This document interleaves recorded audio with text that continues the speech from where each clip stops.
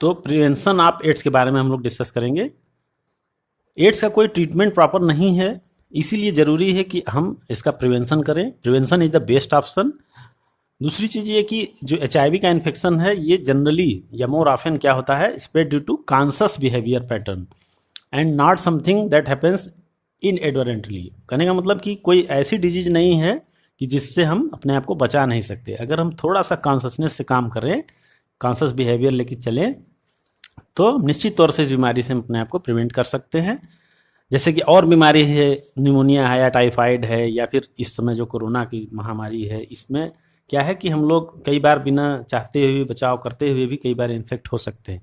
लेकिन एड्स के साथ ऐसा नहीं है। एड्स में अगर हम प्रॉपर प्रिवेंशन करेंगे तो हम इससे बचे रहेंगे। इसमें इन्फेक्टेड ईजिली होने का चांस नहीं होता है। जब तक कि हम लोग अपना कॉन्शियस बिहेवियर मेंटेन करके चलेंगे तब तक ये समस्या नहीं आएगी। जबकि अन्य बीमारियों में हम उतना बचाव नहीं कर पाते हैं चाहते हुए भी, तो उसमें इन्फेक्ट होने का खतरा ज़्यादा होता है। कारण क्या है इसका? जैसा कि हम लोग डिस्कस कर चुके हैं, जो इसका इन्फेक्शन होता है वो ब्लड ट्रांसफ्यूजन के थ्रू होता है ना। इसमें ब्लड ट्रांसफ्यूजन के थ्रू होता है, या फिर न्यू बॉर्न से बेबी को मदर से उसके हो सकता है। लेकिन ये तभी होता है जब इसकी प्रॉपर मॉनिटरिंग न की जाए, पुअर मॉनिटरिंग हो। जैसे ट्रांसफ्यूजन करते समय अगर प्रॉपर हम लोग उसका मेजर फॉलो ना करें, है ना, मॉनिटरिंग ना करें, जो उसके लिए बताई गई है गाइडलाइन उसको फॉलो ना करें, तब होने का चांस ज़्यादा होता है।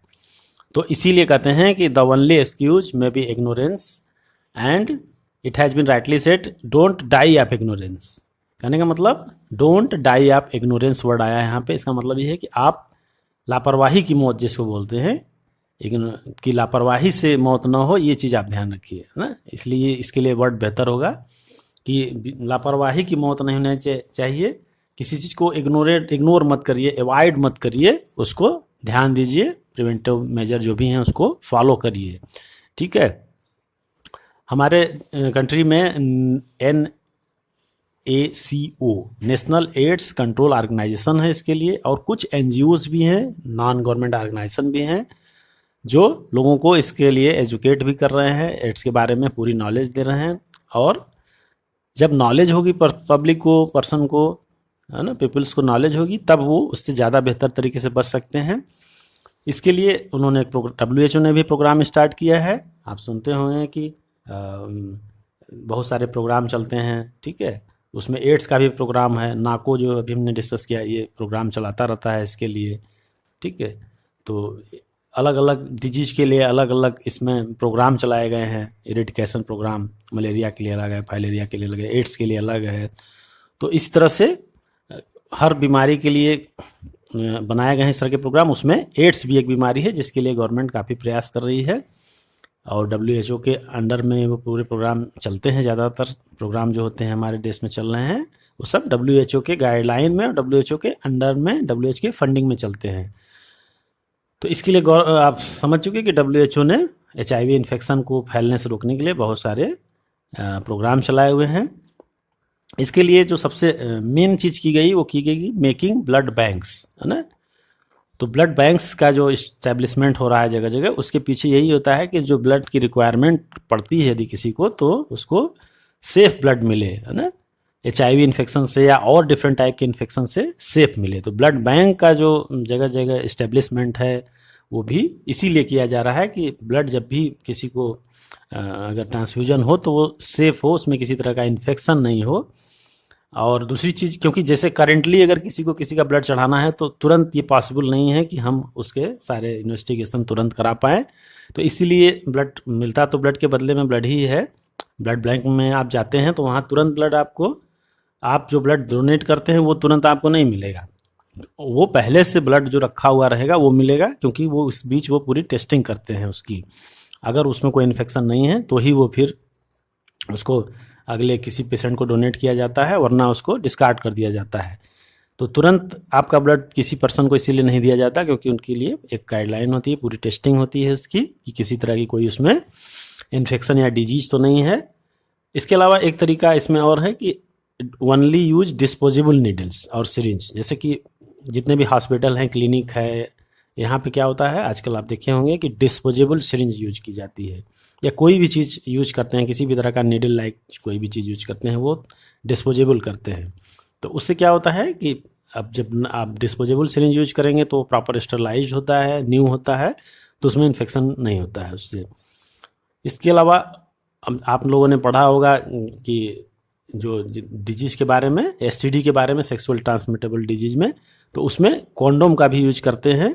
तो free distribution of condoms, controlling drug abuse और advocating safe sex and promoting regular checkups for HIV in susceptible population.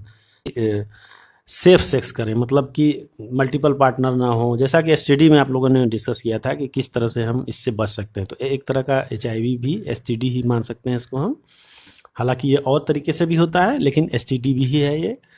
तो इसमें किस तरह से हम बचा सकते हैं, सेफ सेक्स करें, मल्टीपल पार्टनर नहीं होने चाहिए, अगर है तो कंडोम का यूज करें। तो इस तरह से प्रॉपर प्रोटेक्शन यूज होना ज़रूरी है इसमें। इसके अलावा ये तो हो गया आपका, आपने इसमें तीन मेथड देख लिए, एक ब्लड ट्रांसफ्यूजन के थ्रू हो गया, एक जो है हॉस्पिटल क्लिनिक पे सिरिंज के थ्रू हो गया, एक मल्टीपल पार्टनर सेक्स मतलब कि जैसे कहते हैं ना सेफ सेक्स नहीं, अनसेफ सेक्स अगर कर रहे हैं तो वो एक मेजर हो गया इसमें। और दूसरी चीज़ इसमें अब जो है एक और बचती है वो ड्रग एब्यूज। अब ये बहुत बड़ा एक रीजन है एचआईवी फैलने का, एड्स फैलने का, कि जो ड्रग एडिक्ट होते हैं जनरली एक ही सिरिंज से कई लोग, ग्रुपिंग में होता है ये सब चीज़ें, ज़्यादातर ग्रुप में लोग बैठ करके इस तरह का करते हैं। तो वहाँ पे एक ही नीडल से कई लोग ड्रग्स को अपने बॉडी में इंजेक्ट करते हैं। तो उसमें अगर किसी भी पर्सन को है तो सबको उसमें एड्स का इन्फेक्शन हो सकता है। तो इस चीज़ को भी जो है बहुत ज़्यादा ज़रूरी है कि इसको हम लोग रोकने का प्रयास करें। तो इन सब स्टेप से, इन सब मेजर से हम एड्स को स्प्रेड करने से रोक सकते हैं। और दूसरी चीज़ ये है कि infection with HIV and having AIDS is something that should not be hidden. और इन्फेक्शन में spread to many more people. अगर बीमारी, जैसे कहते हैं ना, बीमारी को छुपाना नहीं चाहिए। अगर किसी को बीमारी है, डायग्नोस हो गई है या शंका है, तो उसको टेस्ट कराना चाहिए प्रॉपर, और प्रॉपर डॉक्टर के गाइडलाइन में करना रहना चाहिए, और जो भी चीज़ें बताई जाएँ उनको फॉलो करना चाहिए। और दूसरी चीज़ इसमें होता क्या है, जनरली ऐसा क्यों होता है कि लोग छुपाते हैं बीमारी को, क्योंकि उनका सोशल बाइकाट ना हो, इससे बचने के लिए कई बार लोग बीमारियों को अपने छुपा जाते हैं। तो ऐसे पेशेंट के साथ कोई भी इस तरह का बिहेव नहीं होना चाहिए, उनके साथ सिंपैथी रखनी चाहिए, उनकी हेल्प करनी चाहिए। बस उनसे आप जो प्रिवेंटिव मेजर्स हैं उनको फॉलो करिए कि किसी भी तरह से इन्फेक्शन ना होने पाए। बाकी आप नॉर्मल लाइफ वो व्यक्ति जी सकता है जिसको एचआईवी का इन्फेक्शन है, और सोसाइटी के अंदर प्रॉपर रह सकता है। वैसा कुछ नहीं है कि उसको बहुत आइसोलेशन में रखना है कोरोना की तरह से या फिर और डिजीज़ की वजह से। तो उनको आप प्रॉपर वे में सोशल लाइफ अपना जी सकता है, उनके साथ बेहतर बिहेवियर करना चाहिए। तो इस तरह से ऐसे लोगों को हम अगर सिंपैथी रखेंगे तो वो और भी लोग उससे मतलब कभी किसी को इन्फेक्शन होगा तो वो उस चीज़ को छुपाएंगे नहीं। तो इस तरह से बीमारी के बारे में जागरूकता होना बहुत ज़रूरी है। जैसे हम लोग कहते हैं अवेयरनेस, तो अवेयरनेस के अंदर ही ये सब चीज़ें आती हैं। तो बीमारी या डिजीज़ के बारे में अवेयरनेस, एजुकेशन प्रॉपर वे में, और उसमें प्रिवेंटिव मेजर्स, ये सब सबको थोड़ा थोड़ा मालूम होना चाहिए। आप लोगों को यहाँ इससे लेवल पे बताने का मतलब यही है कि आप लोग अवेयर रहिए, इन सब चीज़ों से जागरूक रहिए, लोगों को भी जागरूक करिए। तो इस तरह से हम अगर अवेयर हैं, किसी डिजीज़ के बारे में नोन है उसके बारे में, तो हम उससे काफ़ी हद तक बचाव कर सकते हैं। तो इस तरह से जो ये प्रॉब्लम है वो एक पर्टिकुलर किसी एक पर्सन की नहीं है, ये सोसाइटी की प्रॉब्लम है। तो पूरा सोसाइटी को इसमें जो है कि हेल्प करना चाहिए। इसमें आपको एक्टिव होना पड़ेगा, तब जा करके हम इन सब चीज़ों को कंट्रोल कर सकते हैं। तो यहाँ पे society and medical fraternity acting together to prevent spread of disease, ये वर्ड आपके बुक में भी लिखा है। कहने का मतलब कि इसमें दोनों लोग का प्रॉपर रोल होना चाहिए, प्रॉपर कम्बिनेशन होना चाहिए, सोसाइटी का और मेडिकल फ्रेटर्निटी का, तब जा करके हम इस चीज़ को कंट्रोल कर पाएंगे।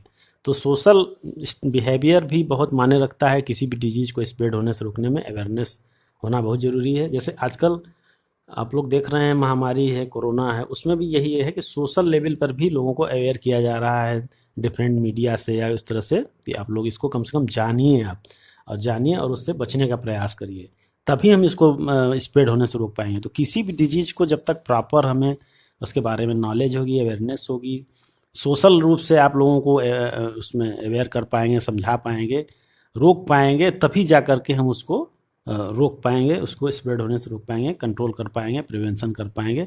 क्योंकि एक आदमी मान रहा है, एक आदमी नहीं मान रहा है, तो फिर बात तो वही होगी। इस तरह से जो अलग अलग डिजीज के लिए अलग अलग प्रिवेंटिव मेजर्स हैं, उनको फॉलो करके हम उस बीमारी को कंट्रोल कर सकते हैं, और एजुकेशन भी इसके लिए मस्ट है।